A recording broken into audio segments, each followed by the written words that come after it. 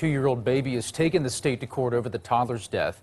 We have been telling you the child died after overdosing 3 times, and the state child welfare department ignored trouble in the kid's life. News 2's Nick Perlin live in the newsroom with new details on a story you got first from WBRZ. Michael, the lawyer says DCFS failed the family and says they want to make sure this never happens again. The death of 2-year-old Mitchell Robinson is likely to play out next in court. What we are going to do, us collectively, is that we're going to make sure and do the best of our abilities that baby Mitch is the last case that we have in a press conference about. The boy's family hiring attorney Ron Haley, who plans to sue the Louisiana Department of Children and Family Services after the kid died of a drug overdose, the 3rd OD this summer.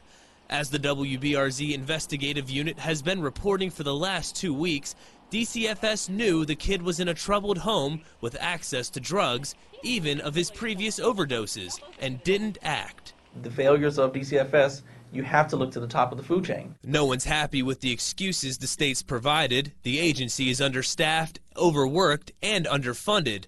Mitchell Robinson overdosed at least 3 times. He was revived with Narcan twice, but the 3rd time was deadly. Haley argues even though the child's mother's been arrested for drugs before, the agency is more to blame for the child's death. The name of it is the Department of Children and Family Services. Where were the family services offered to this family? There weren't any.